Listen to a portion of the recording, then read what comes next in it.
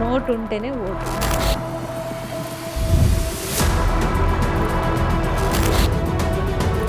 మనిషికున్న లక్షణం ఏంటి? అబద్ధాన్ని నిజం చేయడం, నిజాన్ని అబద్ధం చేయడం. ఆ ఉద్దేశంతో ఇక్కడ వీళ్ళకి బుద్ధి చెప్పాలి. ఫాల్ట్ ఎవరి దగ్గర ఉంది? దయచేసి నేను చేతులెత్తి మొక్కుతున్నా.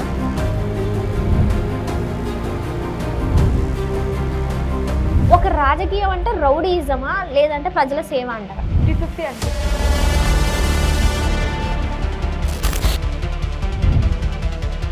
నేను మీకెందుకు ఓటేయాలి అది మాట్లాడతా. ఓకే, నేను ఇది చేస్తున్నానంటే నేను నిజాయితీ పరని అంటాను తప్పితే అవినీతి పరని ఎవరైనా ఒప్పుకుంటారా? డైరెక్టే అంటున్నా. 10 సంవత్సరాలు పాలించిన మనిషినే గద్దె దింపి మేము మిమ్మల్ని అధికారంలోకి తెచ్చినామంటే రాజకీయం అంటే ఇది మతమా, కులమా, లేకపోతే డబ్బున్నోడా, డబ్బు లేనోడా, నిరుపేదోడా, దేని కిందికి దీన్ని లెక్క కట్టాలి? డబ్బున్నోడు బీర్లు బ్రాంజీలు పంచితేనే, బిర్యానీలు పంచితేనే గెలుస్తాడు. ఏం చెప్తామంటే వాస్తవం ఇది.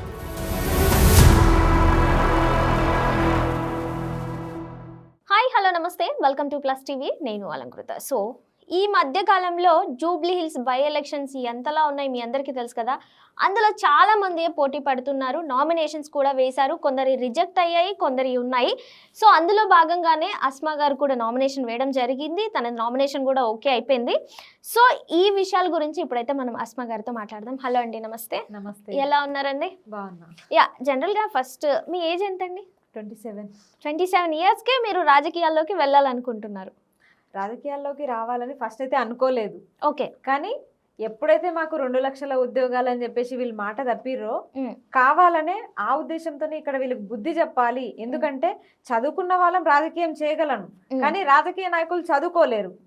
అందుకని చెప్పేసి మేము ఇట్లా వీళ్ళకి రాజకీయ బుద్ధులు వీళ్ళవి ఎట్లా ఉన్నాయో చూద్దామని చెప్పేసి మేము ఈ రంగంలోకి రావడం జరిగింది. ఓకే, సో ఇంతకు ముందు కూడా చాలా మంది ఇలా నిరుద్యోగులకు ఉద్యోగాలు ఇస్తాం, రైతులకి పెన్షన్లు ఇస్తామని రకరకాలుగా మాట్లాడుతూనే ఉంటారు. ఇప్పుడు అధికారంలో ఉన్న వాళ్ళందరూ కూడా మీ దగ్గర నుంచి స్టార్ట్ అయిన వాళ్ళే. అవును, యాక్చువల్గా చెప్పాలంటే అవును.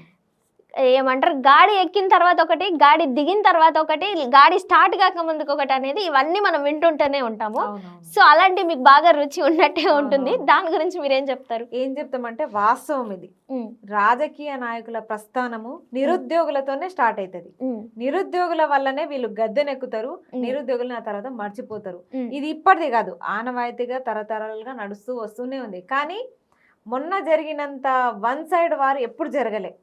10 సంవత్సరాల బీఆర్ఎస్ పాలనని, కాంగ్రెస్ పార్టీ గెలుపు కోసము అంత అణచివేత పాలనను కూడా మేము ఎదుర్కొని ధైర్యంగా ముందడుగేసి మహిళలం, ఈవెన్ అమ్మాయిలం కూడా ప్రచారాలకు వెళ్ళి ఇంత కూడా భయపడకుండా కాంగ్రెస్ పార్టీని గెలిపించి బీఆర్ఎస్ ని గద్దె దింపినాం.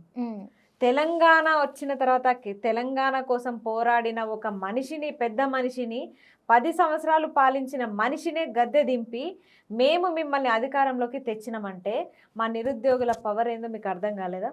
ఇప్పుడు మీరు ఏం చేస్తున్నారు మరి? ఇప్పుడు నిరుద్యోగులు అనే పదం ఒక్కటి మెయిన్ మీద మోటో లాగా కనిపిస్తుంది.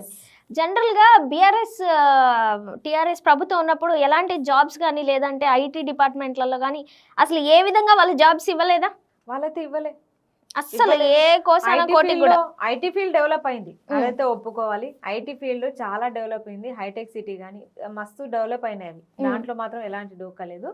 కాకపోతే అందులో సెటిలర్స్ మన తెలంగాణ వాళ్ళు చాలా తక్కువ. ఇతర రాష్ట్రాల నుంచి వచ్చిన వాళ్ళకే ఉద్యోగాలు ఎక్కువ ఉన్నాయి. మేము మొత్తుకునేది అదే. తెలంగాణ రాష్ట్రం మన కోసం తెచ్చుకున్నాము, నీళ్లు, నిధులు, నియామకాలు.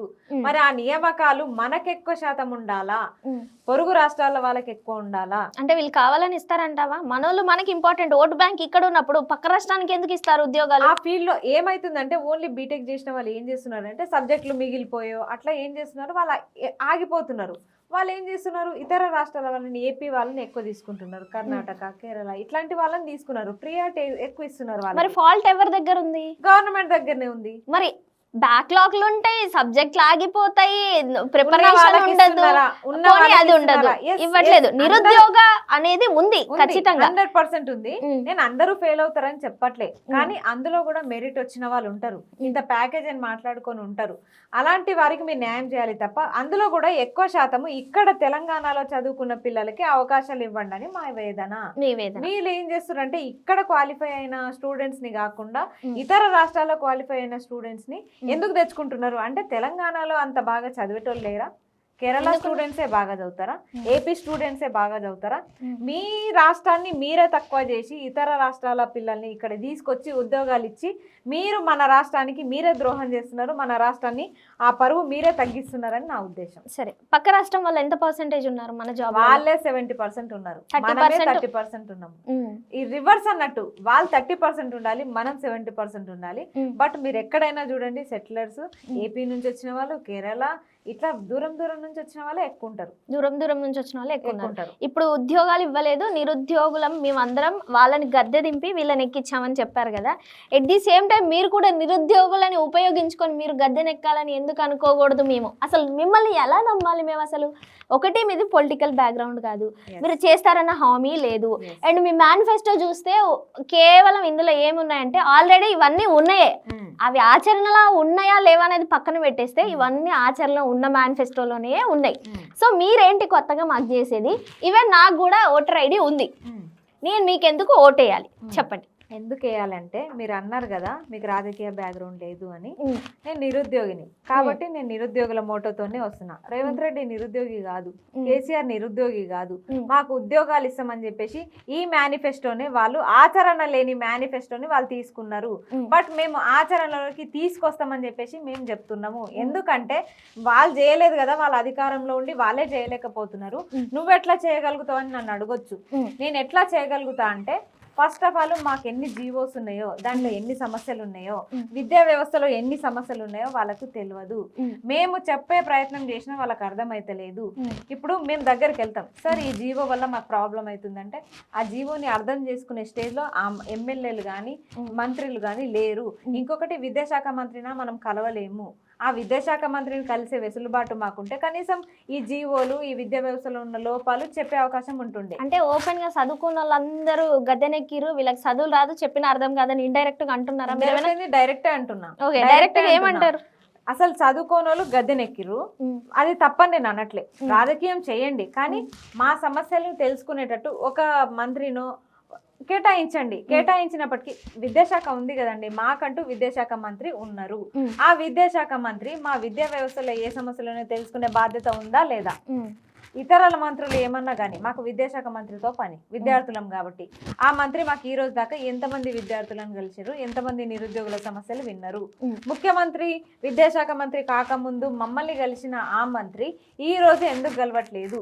అంటే మీ చేతులారా మీరు మోసపోయారా? నిరుద్యోగులందరూ చేతులారా మోసపోయారు. అంటే ప్రతి ఒక్కరి పాలనలో జరిగేది ఇదే కదా. మనం చిన్నప్పటి నుంచి చూసుకుంటే ఈవెన్ మీరు 27 years అంటున్నారు, మీ చిన్నప్పటి నుంచి చూస్తున్నా ఈ ప్రాబ్లం వెంటాడుతూనే ఉంటది. రైతులో కూడా ఊరు వేసుకొని చచ్చిపోవడం జరుగుతూనే ఉంటది. రకరకాల ప్రాబ్లమ్స్ అన్నిట్లలోనే ఉన్నాయి. ఈ పాలనలో మేము బాగున్నాం రా అని మీ 27 years లో ఈ పాలన బాగున్నాం రా అని చెప్పేసి ఒక పేరు చెప్పండి మీరు. ఎవ్వరు లేరు. ఒక వయస్ కాలంలో మంచిగానే ఉన్నాం నిజం చెప్పాలంటే. అది ఆంధ్రానా తెలంగాణ? అప్పుడు ఉమ్మడి రాష్ట్రం కదా, మంచిగా ఉంది అప్పుడు పాలన. కిరణ్ కుమార్ రెడ్డి గారు ఉన్నప్పుడు మంచిగా ఉంది. మరి వాళ్ళలాగా మీరెందుకు పాలించలేకపోతున్నారు? వాళ్ళు మెగా డిఎస్ వేసారు, 50,000 డిఎస్సి. ఎందుకు ఇప్పుడు ఆంధ్రాలో ఆల్రెడీ బాబు గారు కూడా వేస్తున్నారు. అదే కదా, పొరుగు రాష్ట్రాల్లో అన్ని అభివృద్ధి పథకాలు పొరుగు రాష్ట్రాల నుంచి కూడా ఇన్స్పిరేషన్ గా తీసుకోండి. ఎవరొద్దు అంటున్నారు? తీసుకొని మాకు కూడా మెగా డిఎస్సి వేయండి అంటే మేనిఫెస్టోలో ప్రకటించిన 25,000 మెగా డిఎస్సి మీరు ఆచరణలోకి ఎందుకు తీసుకురాలేకపోతున్నారు? ఒక ఈ పార్టీనే ఎందుకు టార్గెట్ చేస్తున్నారు అంటే చాలా మంది ఇంతకుముందు వచ్చిరు పోయిరు రాజకీయ నాయకులు, అప్పటి నుంచి నిరుద్యోగుల సమస్య ఉంది, రైతులు ఆత్మహత్యలు చేసుకుంటున్నారు, ఇవన్నీ ఉన్నాయని చెప్తున్నారు కదా. సరే ఉన్నాయి, కానీ బీఆర్ఎస్ ని మేము అమితంగా ప్రేమించలే. ఎందుకని? మీకు ప్యాకేజీలు రాలేదా? అంటే ఇప్పుడు ప్యాకేజీలు వస్తున్నాయా? మీ గురించి బయట ప్యాకేజీలో టాకే వస్తుంది, బట్ మనం అది ఫర్దర్ గా మాట్లాడుకుందాం. ఓకే. అయితే బీఆర్ఎస్ ని మేము అమితంగా ఆరాధించలేదు, ఎందుకో తెలియదు కానీ కాంగ్రెస్ పార్టీ అంటే చిన్నప్పటి నుంచైనా అభిమానం. మా తల్లిదండ్రులకైనా మా తాత ముత్తాతలకైనా అప్పటి నుంచి ఉన్న పార్టీ కదా. కొంచెం కాంగ్రెస్ పార్టీ హస్తం గుర్తు అంటే అదొక ప్రేమ, సెంటిమెంటల్ గా బాగా బ్రెయిన్ లో హార్ట్ లో ఉండిపోయింది అన్నట్టు, హృదయంలో నిలిచిపోయిన గుర్తు అలా పార్టీ అట్లా ఉండిపోయింది. మేము కూడా ఏజెంట్ గా వెళ్ళడము ఎలక్షన్స్ అప్పుడు ఆ పండగ వాతావరణం చాలా బాగుంటుండే. అందుకే ఆ పార్టీ నేనేమంటా అంటే పార్టీని చూసి ఓటేయాలా, పార్టీలో ఉన్న మనుషుల్ని చూసి ఓటేయాలా అని అడుగు. మనుషుల్ని చూసే ఓటేయాలి. మరి మీరు పార్టీ మీద అమితమైన ప్రేమ అంటారు కానీ ఆ పార్టీలో ఎలాంటి చీడ పురుగులు ఉన్నారనేది మీరు చూడండి. ఇప్పుడు తిట్టేది కూడా చీడ పురుగులనే, రేవంత్ రెడ్డినే తిడుతున్నాం. విద్యాశాఖ రేవంత్ రెడ్డి చీడ పురుగు అంటారా? రేవంత్ రెడ్డి చీడ పురుగు మరి, ఎందుకంటే విద్యాశాఖ మంత్రి ఆయననే కాబట్టి ఆయననే తిడుతున్నాం. వేరే వాళ్ళని ఎందుకు తిడతాం చెప్పండి? పార్టీని చూసి ఓటేసినామని చెప్తానే ఉన్నాం. ఈ పర్సన్స్ ఉంటారు పోతారు. పార్టీ ఎప్పటికుంటది, కాంగ్రెస్ పార్టీ, బీఆర్ఎస్ పార్టీ ఎప్పటికుంటది, బీజేపీ ఎప్పటికుంటది. దాంట్లో మనుషులు మారుతారు. మీరు మారినంత ఈజీగా మీ స్వభావాలు మారుతాయి. మీ స్వభావాలు మా బతుకుల మీద రుద్దుతున్నారు. అది ఎంతవరకు కరెక్ట్ అంటున్నాను. సో ఇప్పుడు మీ నిరుద్యోగ పోరాటం అంటారు. ఇంకొకటి, సడన్ గా ఈ జూబ్లీ హిల్స్ ఎలక్షన్స్ లోనే మీరు ఎక్కువ తలదూర్చడానికి అంటే ఇది ఒక ఆపర్చునిటీ లాగా ఫీల్ అవుతున్నారా, లేదంటే దొరికిందే ఛాన్స్ అనుకుంటున్నారా? అలా ఏం లేదు. మనము ఇప్పుడు 2 సంవత్సరాల నుంచి నోటిఫికేషన్స్ లేవు అని చెప్పేసి బాధపడుతున్న తరుణంలో మనకి లోకల్ ఎలక్షన్స్ వస్తాయి అనుకున్నాం. ఫస్ట్ ఈ 42% రిజర్వేషన్ వల్ల అవి రాలేదు. ఆ లోపే బై ఎలక్షన్స్ వచ్చినాయి. దురదృష్టవశాత్తు గోపీనాథ్ గారి మరణము, ఆ తర్వాత ఈ ఎలక్షన్ వచ్చింది కాబట్టి ఇక్కడ పోటీ జరిగింది. ఒకవేళ నిజంగా లోకల్ ఎలక్షన్స్ వస్తే చాలా మంది నిరుద్యోగులు ఎంపీటీసీ జెడ్పీటీసీలుగా నామినేషన్ వేస్తున్నారు. ఇది నేను ఈ రోజు సింగిల్ గా అంటే ఇక్కడ ఎలక్షన్ ఉంది కాబట్టి సింగిల్ పర్సన్ గా చెప్తున్నా. రేపటి నాడు మీరే చూడండి, ప్రతి ఊర్లో ప్రతి గ్రామంలో ఈ నోటిఫికేషన్ రిలీజ్ అవ్వగానే చాలా మంది నిరుద్యోగులు నామినేషన్ వేస్తున్నారు. వాళ్ళందరినీ నామినేషన్ వేసిన తర్వాత కూడా ఆ ప్రచారంలో కూడా మేము వెళ్తాం, నిరుద్యోగులం వెళ్తాం. నాకు ఇంకొక డౌట్ ఏమి వచ్చిందంటే, మీరు ముస్లిమ్స్, మీరు ఇప్పటి వరకు చాలా మంది ముస్లిమ్స్ ఎవరు నించోరు. జనరల్ గా పొలిటికల్ లో చాలా పర్సెంటేజ్ తక్కువ. మీరేమైనా నించుంటే మీ ముస్లిం ఓట్స్ అన్ని ఇటు సైడే వస్తాయి. జూబ్లీ హిల్స్ లో మాక్సిమం ఉన్నారు ముస్లిమ్స్ పర్సెంటేజ్. ఆ ఓట్స్ అని మీరేమైనా పడతాయని ఆశతోని జూబ్లీ హిల్స్ లో ట్రై చేస్తున్నారు? అట్లా ఏం లేదు. నేను చెప్తున్నా కదా, అక్కడ ముస్లిమ్స్ ఉన్నప్పటికీ బీసీలు ఉన్నప్పటికీ అందరూ చాలా ఓటర్స్ ఉన్నారు. కాకపోతే 50% ముస్లిమ్స్ ఉన్నారు, 50% బీసీ ఎస్సీ ఎస్టీ బిడ్డలు ఉన్నారు. కాకపోతే జూబ్లీ హిల్స్ లో ఇంతమంది ఓటర్స్ ఉన్న సంగతి కూడా నాకు తెలియదు. మొత్తానికి 3 లక్షలకు పైగా ఉన్నారని అంచనా. అప్పుడు నేను వెబ్సైట్ లో చూసిన అన్నట్టు, ఈ ఎలక్షన్ జరుగుతుంది అన్నప్పుడు వెబ్సైట్ లో చూసిన తర్వాత నాకు క్లారిటీ వచ్చింది, ఇంతమంది ముస్లిమ్స్ ఉన్నారని. చెప్తున్నా కదా, కాన్సెప్ట్ ఏంటంటే లోకల్ ఎలక్షన్స్ వస్తే అక్కడ నామినేషన్ వేద్దాం అనుకున్నాం, కానీ ఇక్కడ నామినేషన్ ఇక్కడ ఫస్ట్ ప్రక్రియ స్టార్ట్ అయింది కాబట్టి ఇక్కడ వేసేసినాం. ఇప్పుడు మీతో పాటు ఇప్పుడు ఆల్రెడీ ఏంటది క్యాన్వర్సింగ్ వెళ్తున్నారు కదా, ఎంతమంది సపోర్ట్ చేస్తున్నారు, అసలు రిసీవింగ్ ఎలా ఉంది, వాళ్ళ నుంచి మీరు ఎదుర్కొంటున్న ప్రశ్నలు ఏంటి? ఎందుకంటే మీది కొత్త ఫేస్. జనరల్ గా ఎడ్యుకేట్ అయిన వాళ్ళకి తెలుసు, సోషల్ మీడియా వాడుతున్న వాళ్ళకి తెలుస్తుంది. బట్ ఆ జూబ్లీ హిల్స్ ఏరియాలోకి వెళ్తే కొందరికి తెలుసు, కొందరికి తెలీదు. వాళ్ళ నుంచి మీరు ఎలాంటి ప్రశ్నలు ఎదుర్కొంటున్నారు? ఎలాంటి ప్రశ్నలు ఎదుర్కొంటున్నాం అంటే, మాది కొంచెం ఇది సింబల్ అట్లా సింబల్స్ ఓకే, కానీ ఆ కలరు అంతా చూస్తే కాంగ్రెస్ పార్టీ అనుకుంటున్నారు. అయితే కాంగ్రెస్ పార్టీ అనుకొని వద్దమ్మా వెళ్ళు అన్నారు. అంటే మేము ఏ పార్టీ మనుషులం కాదు అని చెప్పేసి చెప్పినాం. ఏ పార్టీ మనుషులు కాదా మీరు? సరే ఎట్లా వచ్చారు మీరు, ఎట్లా నిలబడ్డావు నువ్వు అని అంటే, నేను ఇట్లా స్వతంత్ర అభ్యర్థిగా నిరుద్యోగిని నేను ఇట్లా నిలబడ్డా అంటే, ఓ టీవీలో వచ్చేది నువ్వా అని తెలియని వాళ్ళు అనుకుంటారు కదా. నాకు ఒక పాయింట్ అర్థం కాలేదు. కాంగ్రెస్ మాకు వద్దమ్మా పోమ్మని ఎందుకు అన్నారు అంటే అర్థం కాలేదు. అక్కడ వాళ్ళకి అభివృద్ధి పథకాలు అమలు కావట్లేదట. అంటే చాలా మంది మహిళలు మనలాంటి వాళ్ళు, మనకి గ్యాస్ రావట్లేదు, 2500 అని చెప్పారు ప్రతి మహిళకి మహాలక్ష్మి కింద. మెయిన్ అవన్నీ పథకాల గురించి చర్చిస్తున్నారు అన్నట్టు వాళ్ళు.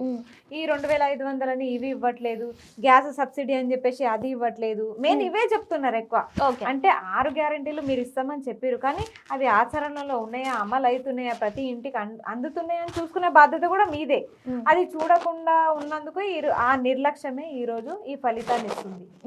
ఒక మనిషి అన్న తర్వాత 100 మంది ఉన్నారనుకోండి, 100 మందిని సాటిస్ఫై చేయగలుగుతాడా? చేయలేం. మరి అది కూడా ఇంతే అనుకోవచ్చు కదా. ఇప్పుడు 6 గ్యారెంటీలు 7 గ్యారెంటీలు అంటున్నారు అంటే ఇంకా పాలన ఉంది కదా సంవత్సరాల కొద్దీ. ఇప్పుడు నేను దానికి పాజిటివ్ దీనికి నెగిటివ్ అని మాట్లాడట్లేదు. బస్ ఫ్రీ ఏదో పెట్టేశారు, రైతులకు ఏదో పెట్టేశారు, సో జరిగింది. ఇప్పుడు ఈ అసలు రాజకీయం అంటేనే పెద్ద దొంగ నాటకం. పెద్ద ఎట్లా అంటే అదొక ఇక వివరించుకుంటూ పోతే మనం అందరం ప్రేక్షకులం అందులో వినడం తప్పితే మనం ఏం చేయలేం కదా. సో ఇప్పుడున్న జనాలు జూబ్లీ హిల్స్ లో ఇప్పుడే తెలుస్తుంది జూబ్లీ హిల్స్ లో ఏ పార్టీకి ఎక్కువ మొగ్గు చూపుతున్నారని మీకు అనిపించింది? నాకు అక్కడ చూస్తున్నప్పుడు అయితే 50-50 అనిపిస్తుంది. బీఆర్ఎస్ టు కాంగ్రెస్ ఉన్నది మాట్లాడతా. ఓకే 50-50 అనిపిస్తుంది. ఎవరికి వేయాలన్న క్వశ్చన్ మార్క్ లో ఉన్నారు అక్కడ ప్రజలు. వీళ్ళకి వేస్తేనేమో మాగంటి గోపీనాథం గారు కొన్ని ఏరియాస్ లో ఓకే బెటర్ అనిపిస్తుంది. ఇక్కడ నవీన్ యాదవ్ గారు కొన్ని ఏరియాస్ లో బెటర్ అనిపిస్తుంది. మేము అక్కడికి వెళ్ళినప్పుడు వాళ్ళు రిసీవ్ చేసుకునే విధానాన్ని బట్టి మాకు 2 పార్టీలు వద్దురా బాబు, 2 పార్టీల పరిపాలన చూసినాము అన్నట్టే మాట్లాడుతున్నారు వాళ్ళు. ఓకే సో అందుకే అటు ఇటు వాళ్ళు టైఅప్ అవుతున్నారు కాబట్టి ఆ గ్యాప్ లో మేము మా నిరుద్యోగులను ప్రూవ్ చేసుకుందాం అనే గ్యాప్ లో మేము కూడా మా ప్రయత్నం మేము చేయాలి కదా. మేము మమ్మల్ని మీరు ప్రొటెక్ట్ చేసుకుంటారు. సో జనరల్ గా ఇప్పుడు మీరు 50-50 అంటున్నారు. ఇప్పుడు ఈ ఏరియా వాళ్ళే ఈడున్న వాళ్ళకి తాకత్ లేదు కానీ తార్నాక నుంచి వచ్చి సపోర్ట్ చేస్తే నువ్వు ఏడుంటావో తెలియదు. ఇప్పుడు నవీన్ అని ఉన్నాడు ఎగ్జాంపుల్ కి, సరే ఫోన్ చేస్తే ఆయన వాళ్ళ నాన్న ఇది నుంచి ఇక్కడ మా ఏరియాలలోనే తిరుగుతాడు, బండి మీద తిరుగుతాడు, ఎవరికి ప్రాబ్లం ఉందన్నా వస్తాడు. ఆయన మీద రౌడీ షీటర్లు అంటున్నారు. సో అన్నిటికీ అన్నీ ఉన్నాయి. బట్ నిన్ను గెలిపించుకుంటే నువ్వేం చేస్తావు? మీ మేనిఫెస్టోలో ఏమేమి ఉన్నాయి ఒకసారి చూద్దాం. ఇందులో మెయిన్ గా మహిళలకు నైపుణ్య శిక్షణ కేంద్రాలు, బ్యూటీ, టైలరింగ్ ఇవన్నీ గవర్నమెంట్ లో ఆల్రెడీ ఫామ్ చేసింది కదా. అదే అందట్లేవు ఇప్పుడు. అంటే మళ్ళీ మీరు వచ్చి మళ్ళీ ఇవే అందిస్తామని చెప్తున్నారు. ఈ మేనిఫెస్టోలో ఉన్నాయి పెట్టి మేము మిమ్మల్ని ఎమ్మెల్యేగా ఎన్నుకుంటే మీరు మమ్మల్ని వాళ్ళు అందించట్లేదు కదా. వాళ్ళు అందించట్లేదు. అవన్నీ ప్రతి మహిళకు కావాల్సిందే కదా. ఒక ఎమ్మెల్యేగా మనం పరిపాలించాలంటే ఈ లిస్ట్ సరిపోతుందా మేనిఫెస్టోలో? అవును, మాకున్న తాహతులో మాకున్న ఐడియాలజీ ప్రకారం ప్రతి మనిషికి కొన్ని అవసరాలు ఉన్నాయి. ఆ అవసరాలు ఇప్పుడు వాళ్ళు చేస్తాము అని చెప్పినవి ఎందుకు చేయలేదు? మరి మేము చేసి చూపిస్తామని చెప్తున్నాము. ఇవి చేసి చూపిస్తే జనాలకు అర్థం సరిపోతుంది. ఇంకేం చేయనవసరం లేదు. ఉద్యోగాలు ఇవ్వాలి, మల్టీనేషనల్ స్కూల్స్ ఇవ్వాలి, హాస్పిటల్స్ ఇవ్వాలి, ఇంటర్నేషనల్ స్కూల్స్ ఇవ్వాలి. ఇప్పుడు ప్రతి నియోజకవర్గంలో ఇంటర్నేషనల్ స్కూల్స్ అన్నారు, అవి ఇప్పటిదాకా ఊసేలేదు. అందుకని చెప్పేసి మేము మా ప్రయత్నం మేము చేస్తాం అంటున్నాము. మీరు ప్రయత్నం చేస్తా అంటున్నారు, బాగానే ఉన్నారు. కానీ ఒక సామెత ఉంది, చదువుకున్న వాళ్ళకంటే చదువుకున్న వాళ్ళు చాలా న్యాయమైన వాళ్ళు, చదువుకున్న వాళ్ళకి అత్యాశ ఎక్కువ ఉంటది అని ఉంటది. ఇప్పుడు మీ విషయంలో సోషల్ మీడియాలో ఏం జరుగుతుంది? అస్మా గెలవదని తెలుసు, ఈమె ప్రయత్నాలు చేసుకుంటా పోయి 40 ఏళ్ళకో 50 ఏళ్ళకో మీరు మెరిట్ పొజిషన్ కి రావచ్చు ఎక్కడ ఎలక్షన్స్ జరిగినా.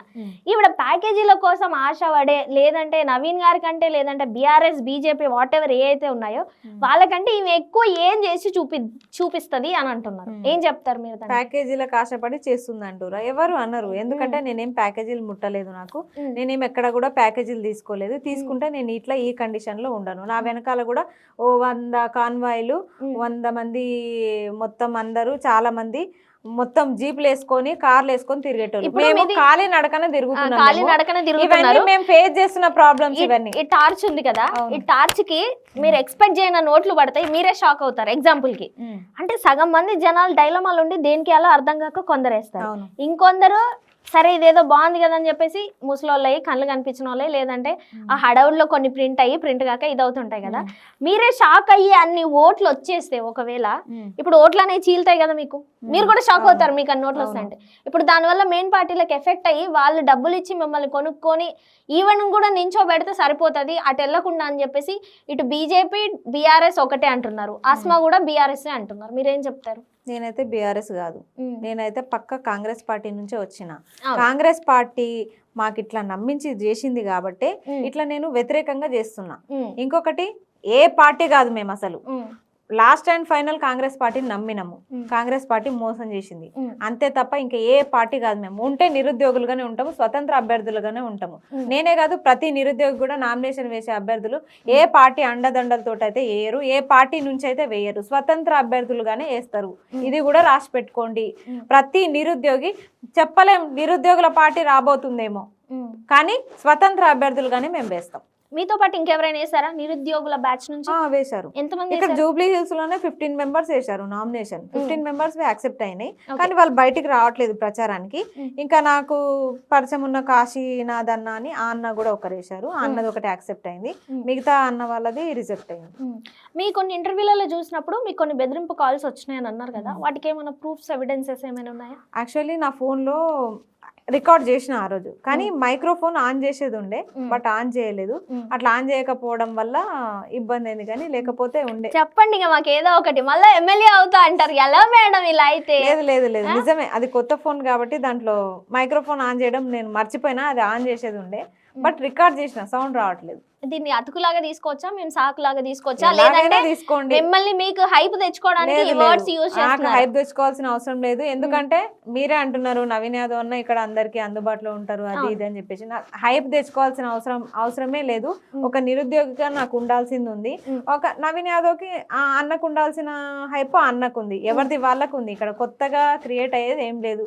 మా అంటే అందరం కూడా నిలబడ్డం, అందరం పోటీలో ఉన్నామని అదొక్కటి వస్తుందేమో, అందరికి వస్తుంది, అది అందరితో పాటు నాకు వస్తుంది తప్ప కొత్తగా వచ్చేది ఏం లేదు. ఇప్పుడు మీరు పేదరికం అనే చెప్తున్నారు జనరల్ గా.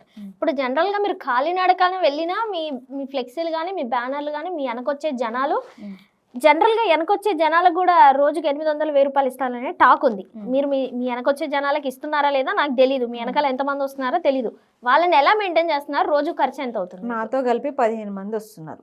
ఓకే, అంటే ప్రొటెక్షన్కి వస్తున్నారా, మిమ్మల్ని పబ్లిసిటీ చేయడానికి వస్తున్నారా? వాళ్ళు అంటే దాడులు జరుగుతాయి కదా ఇలాంటి సమయంలో, దేనికైనా సిద్ధమనే వస్తున్నారు. ఇక్కడైతే అందుబాటులో ఉన్నవారు ప్రెసెంట్ అశోక్ నగర్ నుంచి అయితే ఇంకా రాలేదు.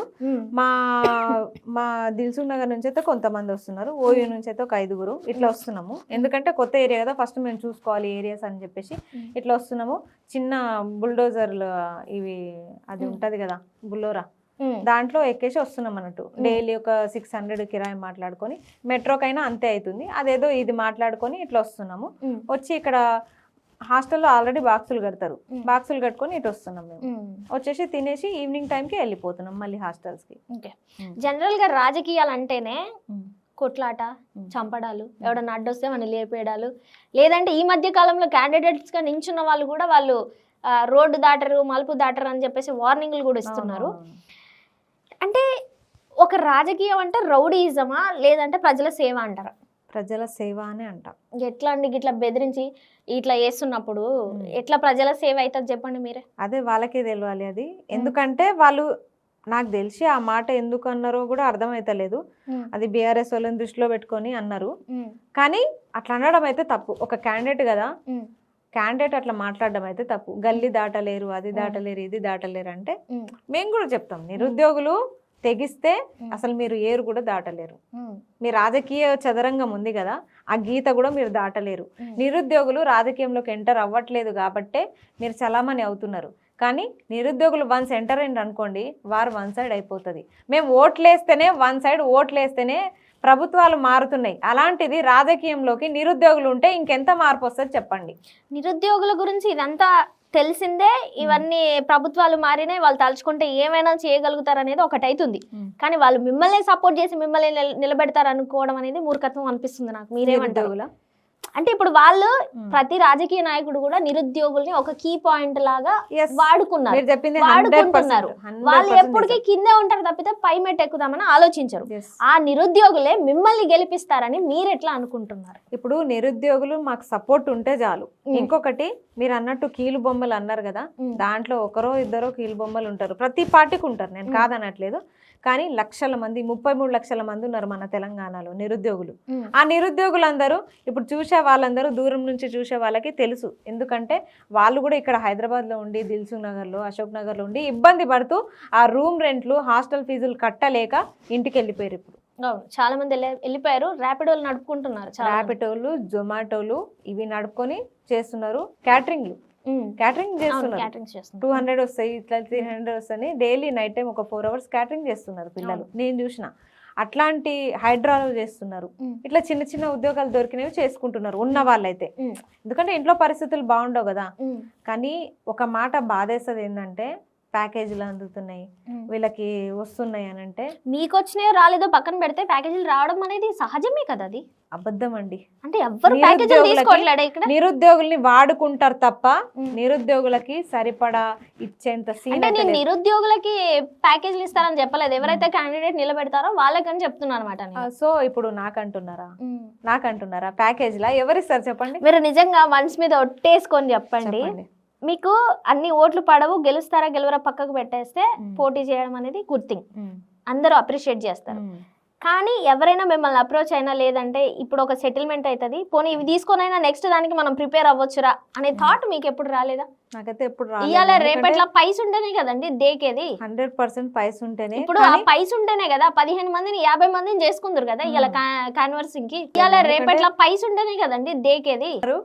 ఆ మందిని 50 మందిని చేసుకుందరు కదా అని. కరెక్టే, మాకు ఎలాంటి ప్యాకేజీలు ముట్టలేదు కాబట్టి ఈ రోజు 20 మందితో తిరుగుతున్నాం. 20 మందితో తిరుగుతున్నాము. ఈ రోజు అంటే నిన్నటి నుంచి స్టార్ట్ చేసినాం కదా, మేము మా అంటే 10 రోజుల ముందు స్టార్ట్ చేసినాము. ఇంతకు ముందు ఒక 2-3 నెలల ముందు అక్కడక్కడ తిరిగి అప్పటి నుంచి అనుకుంటున్నాం కాబట్టి అక్కడికైనా నోటిఫికేషన్లు ఇస్తారేమో అని ఆశ.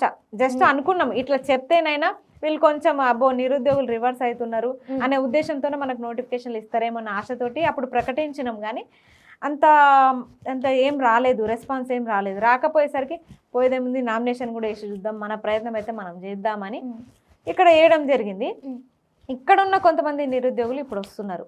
ఈ రోజే నిన్నటి నుంచి చేస్తున్నాం కాబట్టి వేరే జిల్లాల నిరుద్యోగులు కూడా మేము వస్తాము అని అంటే షెల్టర్కి ఇబ్బంది అవుతుంది, మళ్ళీ అదొక తలకాయ నొప్పి, ఎక్కడ ఉండాలి మీరు అని చెప్పేసి ఆలోచించి ఆగిపోవాల్సి వస్తుంది తప్ప నిరుద్యోగులు చాలామంది స్వచ్ఛందంగా రావడానికి రెడీగా ఉన్నారు. ఇప్పుడు ఇంకొక పాయింట్ ఏంటంటే మీ మీద అటాకింగ్ కానీ లేకపోతే ఇంకొకటి ఎప్పుడైనా ఏమైనా జరగలేదా? అటాకింగ్ లాంటివి అయితే ఏం జరగలేదు. ఎందుకంటే నాకు చిన్న డౌట్ అనమాట, ఎవరైనా ఒక మనిషి ఇప్పుడు మేమే జర్నలిస్టులం కానీ యూట్యూబ్ యాంకర్స్ కానీ వెళ్ళి మైక్ పెట్టి అడిగినప్పుడు ఏ పార్టీ గురించి అయినా ఏ మనిషి గురించి అయినా అడిగితే తన ఫ్లోలో ఉన్నట్టు చెప్పేసి నెక్స్ట్ డే వాడిని కొట్టి ఇది కాదురా నాయన ఇది నేను మర్చిపోయి అన్నా అని చెప్పేసి వాడిని కొట్టించి మరి యూట్యూబ్లలో చెప్పిస్తున్నారు.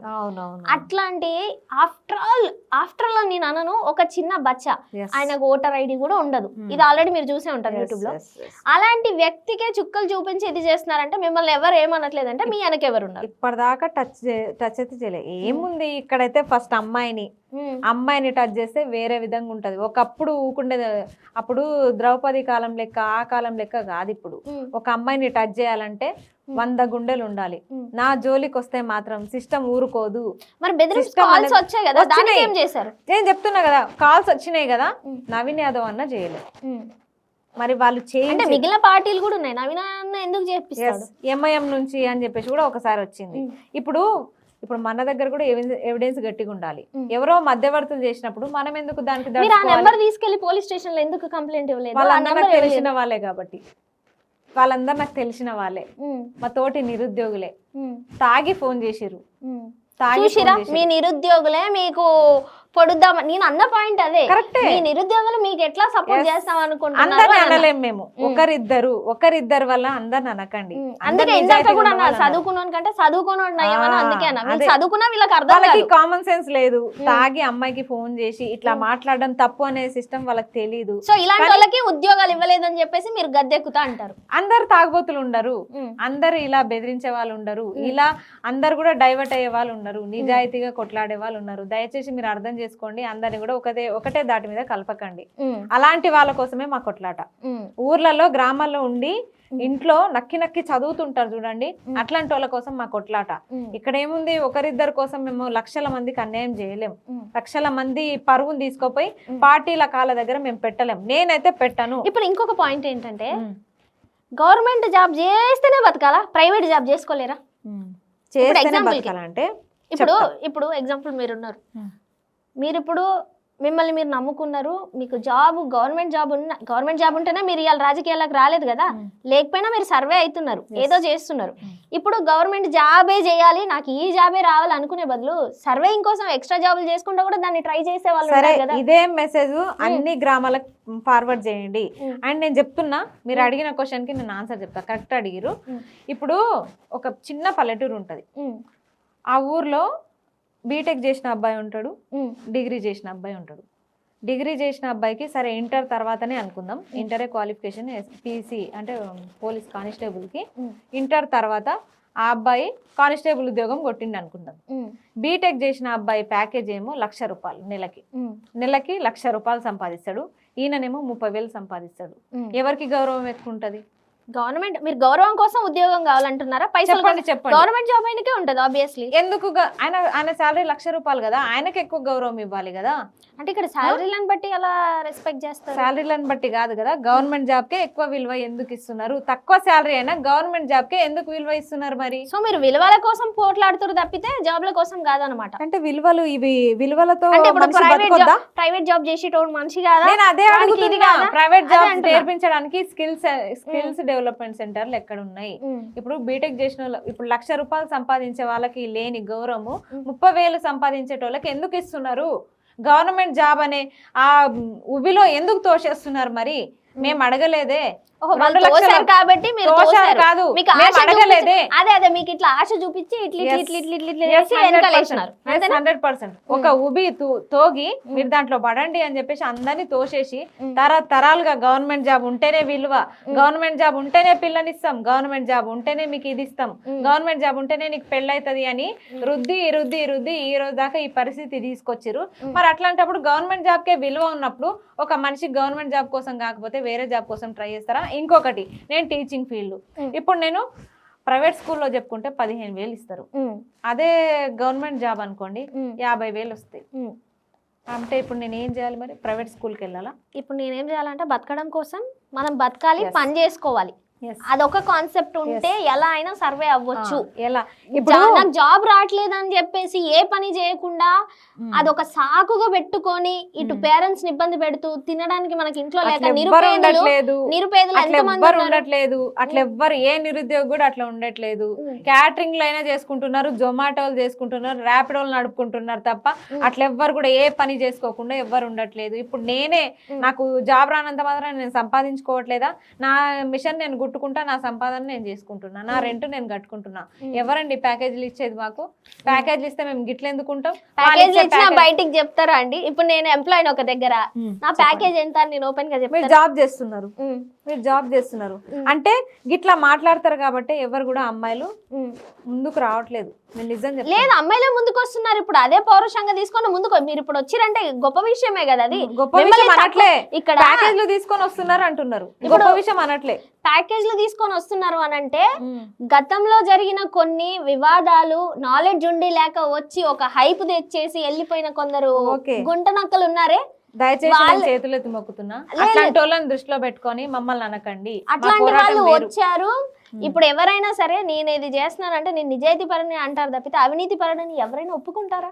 మనిషికి ఉన్న లక్షణం ఏంటి? అబద్ధాన్ని నిజం చేయడం, నిజాన్ని అబద్ధం చేయడం. ఇంకా రాజకీయాలలో దీన్ని ఏం చేస్తారు? సొంత అమ్మ నాన్నలు అన్నదమ్ములను లేపేసే టైప్ రాజకీయాలు.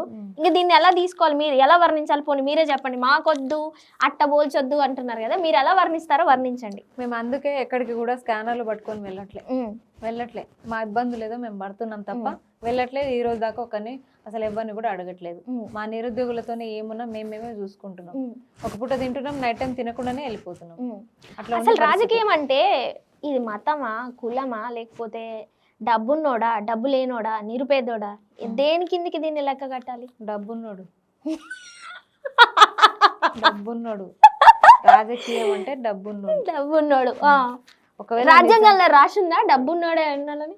ఇప్పుడు ఎట్లయిపోయిందంటే ఎంత నిజాయితీగా కొట్లాడుతున్నప్పటికీ 2 కాన్వాయ్లు వేసుకుంటేనే ఈయన గెలుస్తాడు, మొత్తం డబ్బులు పంచితేనే గెలుస్తాడు, ఓటుకు 5,000 ఇస్తేనే గెలుస్తాడు, బీర్లు బ్రాంజీలు పంచితేనే, బిర్యానీలు పంచితేనే గెలుస్తాడు అన్న అపోహల రాజకీయ వ్యవస్థ ఉంది. ఇప్పటికీ అపోహలు కాదు, జనాలు కూడా అలానే ఉన్నారు. జనాలు కూడా మాకు అది ఇచ్చాడు అని చెప్పేసి చదువుకున్న పిల్లలు ఇంటి దగ్గర ఉండి ఉరేసుకొని చచ్చిపోతుంటే, లేదంటే వాళ్ళకు ఉద్యోగాలు లేక వాళ్ళు నరక హింసలు పడుతుంటే ఎవరండి ఆలోచించింది? వాళ్ళ మనవాళ్ళ కోసం, మనవరాళ్ళ కోసం, కొడుకుల కోసం బీర్ సీసా ఇచ్చిరా లేదా? బిర్యానీ ఇచ్చిరా లేదా? వాళ్ళు చచ్చిపోయినా వాళ్ళ శవాన్ని పొద్దునేసి సాయంత్రం ఇంత బీర్ ఇస్తే అది తాగి నెక్స్ట్ డే పోయి వాళ్ళ కోటేసి వచ్చే టైప్ ఉన్నారు జనాలు. అదే అంటున్నా, ఇంకెక్కడ మార్పిక? ప్రయత్నం చేద్దాం, మార్చే ప్రయత్నం అయితే చేద్దాం. మారకపోతే వాళ్ళ కర్మ, తరతరాలుగా ఇట్లే ఏడుస్తారు. జనరల్ గా డబ్బున్నోళ్ళదే రాజకీయం అంటున్నారు, మరి మీ దగ్గర డబ్బు లేదంటున్నారు. ఎగ్జాంపుల్ కి మాకున్న క్యూరియాసిటీకి మీరు ఎలాగో ప్యాకేజీలు తీసుకోలేదంటున్నారు కాబట్టి మీ పర్స్ లో కానీ ఫోన్ పేలో కానీ ఎంత పైసలు ఉన్నాయి మేము చూడొచ్చు. చూపించండి ఒకసారి. ఇది నా క్యాష్. ఎంత? 25,000. ఓకే. సో 25,000 పెట్టుకొని బ్యాగ్ లో 600 పెట్టుకొని మీరు ఈ ధైర్యంతో అడిగేస్తారంటే అకౌంట్లలో ఈ మధ్య బ్లాక్ మనీ ఎక్కువైనాయి. నేను ఇలా అంటున్నానని కాదు, ఎవరైనా ఉన్న అకౌంట్లు ఉంచుకుంటారా? ఎవరైనా ఉన్న అకౌంట్ లో ఉంచుకుంటారా? ఉంచుకోరు కదా. అది ఒరిజినల్ అకౌంటే. ఇప్పుడు మనం లెక్కలు కూడా అదే అకౌంట్ చూపించాలి. ఓకే, అక్కడ మొత్తం చూపిస్తాం కదా ఎంత ఖర్చు పెట్టినామని. అదే అకౌంట్, అదే అకౌంట్ కంప్లీట్ గా. కొత్త అకౌంట్ కొత్తగా ఓపెన్ చేసిన మొన్ననే అకౌంట్ లేకపోతే. ఓకే, అసలు నీ ధైర్యం ఏంటి? తిప్పి కొడితే 600 రూపాయలు లేవు, మెట్రోలో వస్తున్నారు. ఏంటి అసలు ఏం చూసుకుని ధైర్యం? అమ్మాయి అనే ఉమెన్ కార్డ్ వాడదాం అనుకుంటున్నారా? లేదంటే 100% వాడతా. ఉమెన్ కార్డు 100% వాడతా. ఎందుకు వాడొద్దు చెప్పండి? ఇప్పటిదాకా ఝాన్సీ లక్ష్మీబాయి, చాకలి ఐలమ్మ, రుద్రమదేవి ఇలా చెప్పుకుంటూ వచ్చినాం. ఒక అస్మాని ఎందుకు చెప్పుకోవద్దు అంటే, పురాతన కాలంలో కొట్లాడిన మహిళల్ని ఈరోజు చరిత్రలో చదువుతున్నాము. ఇప్పుడు కొట్లాడితే మాత్రం ప్యాకేజీల మహిళలని ఎందుకు అంటున్నారు అంటే, కొందరు ఇంతకుముందు అలవాటు పడిపోయారు కాబట్టి నెక్స్ట్ వచ్చే వాళ్ళని కూడా నిజాయితీగా వచ్చినా మీరు ప్యాకేజీ మహిళలని పేరు పెడతారా? అందరూ అలా ఉండరు. ఇప్పుడు అనొద్దనే రూల్ కూడా మీకు లేదు, ఎందుకంటే లోపల ఎవరు ఎలా ఉంటారో అనేది తెలియదు కదండి. ఇప్పుడు అలాంటప్పుడు ఎలా అంటాను చెప్పండి? అనుకోండి, మీ ఊహకే వదిలేస్తున్నా. మీరు ఎలా అనుకున్నా నాకు అభ్యంతరం లేదు. ఎందుకంటే నేను కొట్లాడినప్పుడు, నేను ఉద్యమాలు చేయనప్పుడు ఎవరు అనలేదు ప్యాకేజ్ మహిళ అని. అప్పుడు ఇట్లే ఉన్నా, ఇప్పుడు ఇట్లే ఉన్నా. ఇప్పుడు కొత్తగా కొట్లాడుతున్నా కాబట్టి, ఉద్యమాలు చేస్తున్నా కాబట్టి, మాట్లాడుతున్నా కాబట్టి ప్యాకేజ్ మహిళ అంటున్నారు. ఎవరో ప్యాకేజ్ ఇస్తే కొట్లాడాల్సిన అవసరం మాకు లేదు. మేము ఉద్యోగాలు కోల్పోయినాం, ఆ నష్టం మాకు తెలుసు, మా కుటుంబాలకు తెలుసు. దానివల్ల ఏమేం సంతోషాలు కోల్పోయినామో మాకు తెలుసు. తెలిసినప్పుడు మేము ఎందుకు కొట్లాడొద్దు చెప్పండి? ఇట్లా ప్యాకేజీ మహిళలని పేరు పెడితే మహిళలు ఎట్లా ముందుకొస్తారు అసలు? అందుకే అసెంబ్లీలో 33% కూడా మహిళలు, ముగ్గురు కూడా కనిపించారు మనకి. ఇట్లా మొత్తం డిస్కరేజ్ చేస్తారు. అంటే అనడం వల్లే తగ్గిపోతున్నారా? ప్యాకేజీలు తీసుకోవడం వల్ల తగ్గిపోతుంది. ఇంకా బాగుంది, వాళ్ళ దమ్ము గట్స్ ధైర్యం ఉంటే ఎలాగైనా ఇప్పుడు మీరు ముందుకు వచ్చారు. దమ్ము గట్స్ ఉన్నాయి కాబట్టి ముందుకు వస్తున్నా. ఎవరైతే ఇంటర్వ్యూలు చేస్తున్నారో వాళ్ళందరూ ప్యాకేజ్ అన్నా కానీ మీరు ముందుకు వెళ్తున్నారు. ప్యాకేజ్ తీసుకోలేక పక్కన పెడితే మీరు అసెంబ్లీ వరకు వెళ్ళారు. అంటే మేము అందరం జనాలందరూ ప్యాకేజీ మహిళలు అనగానే నిందలు మోయని వాళ్ళు ఎవరైనా ఎత్తుకు ఎదిగినట్టు ఎవరైనా చూసి, అందుకే ఎవరు ప్యాకేజీలు అనడం వల్ల ఎవడు రావట్లేదు అనేది మాత్రం కొంతమంది ఉంటారు. సెన్సిటివ్ గా ఉండే వాళ్ళు ఉంటారు. కొంతమంది పనికిరావు, రాజకీయాలు పనికిరావు. వాళ్ళు ఒక మాట అంటేనే తీసుకోలేని వాళ్ళు ఎదుటి వ్యక్తులు, ఎదుటి అపోజిట్ పార్టీ వాళ్ళు అనే వాటికి ఎలా తీసుకుంటారు? అందుకే చెప్తున్నా కదా, నేనైతే పట్టించుకోను. ప్యాకేజీలు కాదు కదా, మీరు ఒక స్టేట్మెంట్ అన్నారు, మీరు ప్యాకేజ్ అంటారు కాబట్టి మహిళలు రావట్లేదు. కొంతమంది భయపడతారండి, కామెంట్స్ ఆఫ్ చేసుకుంటున్నారు. ఇప్పుడు కామెంట్స్ ఆఫ్ చేసుకుంటున్నారు. ఇప్పుడు రాజకీయాలు ఎందుకు? అలాంటి వాళ్ళకి రాజకీయ అవకాశాలు ఇచ్చేదెవరు? దమ్ము ధైర్యం ఉంటే వాళ్ళే వస్తారండి, వాళ్ళే వస్తారు. ఇప్పుడు వాళ్ళు కామెంట్లకు భయపడో లేకపోతే ఇంకొక దాన్ని భయపడుతున్నారు అంటే ఇంకా వాళ్ళకి వర్తిటైనా? మీరు చెప్పండి, వర్తిటైనా? అంటే రాజకీయంలోకి వస్తే అవుట్ అండ్ రైట్ ఉంటేనే రావాలి ఖచ్చితంగా, ఫర్ ష్యూర్. ఎందుకంటే ఇది చిన్న సముద్రం కాదు, చాలా పెద్ద సముద్రం. అందులో మనం చిన్న చేప పిల్లలు. వాస్తవానికి రాజకీయంలో నిందలు, అపనిందలు, ఇలాంటి ప్యాకేజ్ మహిళలు ఇవే చాలా ఉంటాయి, ఎక్సెట్రా అన్ని రెడీ అనుకుంటేనే రావాలి. అదైతే వాస్తవం, నాకు అర్థమైంది. అగ్రీ చేస్తలేరు కానీ ఇప్పుడు మీరే ఉన్నారు, మీరే గెలిచారు. ఇంకో 5 years లో మీరు పెద్ద బంగ్లా కట్టి, కారు కొని, BMW, 4-5 కాన్వాయ్లు, మీ PL ఇవన్నీ ఉండరంటవా? 100%. నాకు గవర్నమెంట్ ఇచ్చే కాన్వాయ్ ఉంటది, గవర్నమెంట్ ఇచ్చే ఫెసిలిటీసే వాడుకుంటున్న వాళ్ళని ఒక్కరిని చూపించండి. ఇప్పుడు వార్లేరని నేను ఉండనా? అదే అండి, ఫస్ట్ ఒక ఎమ్మెల్యే అయితే ఎమ్మెల్యే క్వార్టర్స్ లో మనకి ఒక ఇస్తారు, ఒక ప్లాట్ ఇస్తారు, అది చాలు నాకు. నేను నా చెల్లె ఉండడానికి చాలు. ఒక కాన్వాయ్ ఇస్తారు, ఆమె నేను తిరగడానికి చాలు. 2 గన్మెన్లను ఇస్తారు, ప్రొటెక్షన్, ఇంకా చాలు నాకు, అంతే చాలు. గవర్నమెంట్ ఏదైతే ప్రొవైడ్ చేస్తారో అవే తీసుకుంటా, వేరేవి నాకు అవసరం లేదు. అంతే. ఇంకా అంతకుమించి శాలరీ వస్తుంది, ఆ శాలరీతో బతుకుతా. ఇంకేముంది? మీరు లైక్ దీన్ని ఉద్యమం లాగా, పోరాటం లాగా చేస్తున్నారు కదా. జనరల్గా ఎప్పుడైనా సరే ఇంతసేపు క్యాన్వాసింగ్ చేసిరు, నైట్ వెళ్ళి రెస్ట్ తీసుకుని పడుకునేటప్పుడు మీకు నిద్ర పడుతుందో పట్టదో తెలియదు. వాట్ యువర్ థింక్ జనరల్గా ఒక అమ్మాయిగా? కన్నీళ్ళతో మెత్త తడిచిపోతుందా, లేదంటే గుండె భారాన్ని చేసుకొని ఉంటారా, లేకపోతే వాట్ యు ఫీల్? మీరు పడుకునే ముందు మీరు ఆలోచించుకునేది ఏంటి? పోయింది, ఏడ్చే రోజులు అయితే పోయినాయి వాస్తవానికి. ఒక మా పేరెంట్స్ గురించి తప్ప కంట్లో కన్నీళ్ళు అయితే రావు, వేరే ఏ విషయంలో అయితే రావు. అనిపిస్తుంది ఇంత చెత్త రాజకీయం ఉందా అనిపిస్తుంది. ఇంత చెత్త ఉందా రాజకీయంలో, ఇంత ఇంత ఈ పరమ దరిద్రంలోకి మనం వెళ్తున్నామా అని అనిపిస్తుంది. ఎందుకంటే మనం రాజ్యాంగంలో చదివిన రాజకీయం వేరు, ఇక్కడ మనం రియల్ లైఫ్లో చూస్తున్న రాజకీయం వేరు. అసలు అక్కడ నోటుకు ఓటుకు అసలు చాలా, ఓటుకి ఎంత విలువ ఉంటుంది, అసలు నోటుని తీసి పక్కన పెట్టే టైపు రాజ్యాంగం. కానీ ఇక్కడ నోటు ఉంటేనే ఓటు, నోటుకే విలువైన ఓటు, ఇది నడుస్తుంది. నేను ఫేస్ చేసిన ఎక్స్పీరియన్స్. ఎంత ఇస్తావమ్మా అనే కాడికి వచ్చింది కథ. మరి ఓట్లకు ముందే మాకు మా ఇంట్లో 50 ఓట్లు ఉన్నాయి, 60 ఓట్లు ఉన్నాయి, మాకు ఎంత ఇస్తావు అంటే నేను గెలిచిన తర్వాతనే ఏమైనా చేయగలుగుతా, ఇప్పుడు 0, నేను నన్ను గెలిపించండి నీకు ఖచ్చితంగా న్యాయం చేస్తా అంటే లేదు, ఓట్లకు ముందు నువ్వేం చేస్తావు. ఎందుకంటే ఓట్లు వేసిన తర్వాత ఎలాగో ఏం చేయట్లేరు, ఇప్పుడు మీరు ఆ పరిస్థితి నుంచి వచ్చిన వాళ్ళే కదా, ఎట్లా నమ్మాలి అనేది ప్రజల వాదన కూడా కరెక్టే, నేను కాదనట్లేదు. కాబట్టి ప్రజలకు ఒకటే చెప్తున్నా, మంచి అవకాశం జూబ్లీ హిల్స్ లో. మీకు రావాల్సిన కళ్యాణ లక్ష్మిలు, మీకు రావాల్సిన 2500 మహిళలకి. ఒక్క నిమిషం అండి, జూబ్లీ హిల్స్ అంటారు కానీ ఒక 2 రోడ్లు 3 రోడ్లు రిచ్ లెవెల్ తప్పితే మిగిలిందంతా నాకు ఆ 2 కూడా కనిపించలే అస్సలు. అంటే డబ్బున్నోళ్ళ విల్లాలు ఉంటాయి అవన్నీ, ఒక 2 రోడ్లు 3 రోడ్లు, మిగిలిందంతా లిటరలీ వెళ్తే వాసనకి చెవులు ముక్కు మూసుకొని కక్కుకొని వచ్చేటట్టు ఉంటాయి.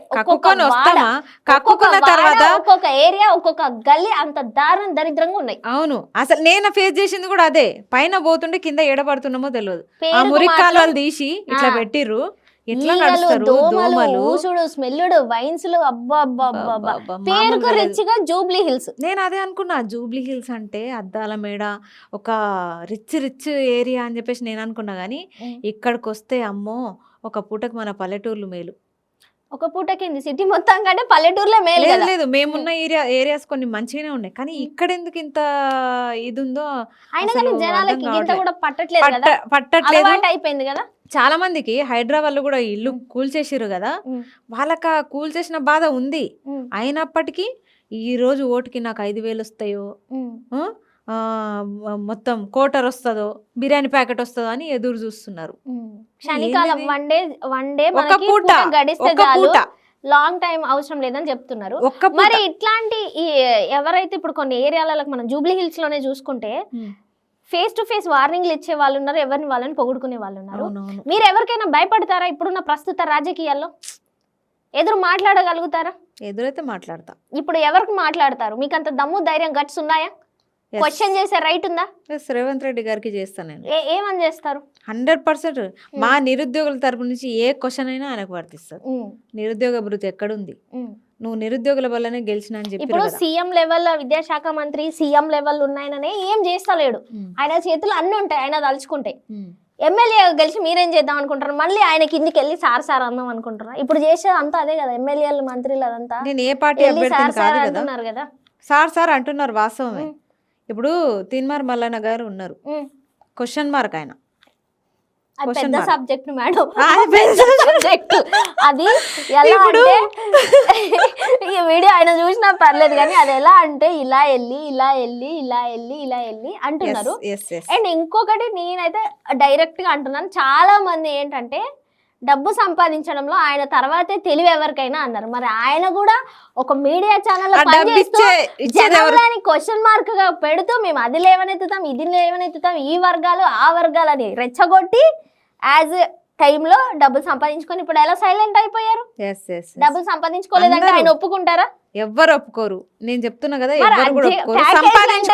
ఒప్పుకోరు, ఇదంటేనే ఒప్పుకోరు. ఇంకా జనాలు ఇక్కడ ప్యాకేజ్ లేని ఆయన బహిర్గతంగా చెప్పి సంపాదించుకున్నాడు. అది ప్యాకేజ్ అన్నారు, దాన్ని బహిర్గతంగా చెప్పిండు ఆయన. నాకు డబ్బులు ఇవ్వండి అని, డబ్బులు ఇవ్వండి అని బహిర్గతంగా ఛాయ్కి కొట్టండి అనే వరకు మనోళ్ళు కూడా ఛాయ్కి కొడతారా, ఇప్పటికీ కొడుతున్నారు ఛాయ్లకి. ఛాయ్ దగ్గర నుంచి కట్ చేస్తే హెలికాప్టర్ వరకు వచ్చింది కథ. అవును, ప్రజల వల్లనే వచ్చింది కదా. మరి ప్రజలు కానీ ఈ రోజు ఆయనకు కూడా విశ్వాసం లేదు. ఏదో చెప్దాం అనుకున్నా, అదే ఇండిపెండెంట్ క్యాండిడేట్ కదా, ఆయన కూడా పోయి అసెంబ్లీలో క్వశ్చన్ చేసిరు. నాకు తెలిసి సో పార్టీల నుంచి వెళ్తే బానిసత్వం ఉంటది మీరు అన్నట్టు. ఇండిపెండెంట్ క్యాండిడేట్ కి ఎవరు సస్పెండ్ చేసేది, ఎవరు బీఫామ్లు ఇచ్చేది? సస్పెండ్ చేస్తారు మా అంటే పార్టీ ఏమైనా ఎక్స్ట్రాలు మాట్లాడితే పార్టీలో ఇట్లా మాట్లాడుతున్నారు కాబట్టి మిమ్మల్ని సస్పెండ్ చేస్తున్నామని ప్రకటిస్తారు. ఇప్పుడు మల్లన్నని చేశారు, కవితని చేశారు, అట్లా నాకేం బాధ ఉండదు కదా. ఇప్పుడు నేననే కాదండి, చాలా మంది నిరుద్యోగులు బయటికి రాబోతున్నారు చూడండి. ఇదే ఇంటర్వ్యూలో ఇంకో 10 మందిని తీసుకొచ్చి మాట్లాడదాం. లోకల్ ఎలక్షన్స్ లో మేము రెడీ. ఎందుకంటే జనరల్ గా ఈ బాధలు తెలిస్తేనే ఉంటది. పైన నాటకం బూటకం 2 సౌండ్ బాక్సులు పెట్టి 2 పాటలు రాయించి ఇవన్నీ చేస్తే నడవదు కదా. మీరెందుకు రాపించుకోలేదు మరి పాట? పైసలు లేక. పైసలు లేక. పైసామే పరమాత్మ. అవును, ఒక పాట రాయాలంటే 30,000 ఎవరైనా ఓకే రాయారు కదా. లిరిక్ అంతా సెట్ చేసే వరకు ఒక 30,000 40,000 అయితేనే ఉంది. సరే, నేను కొన్ని నేమ్స్ చెప్తానండి. వాళ్ళ గురించి మీ మనసులో ఏముందో ఖబర్దార్గా చెప్పేయాలి. రేవంత్ రెడ్డి గారి గురించి ఒపీనియన్ ఏంటి మీకు? నమ్మక ద్రోహి, అసలు గుంటనక్క అనాలి, పులిబిడ్డ కాదు గుంటనక్క.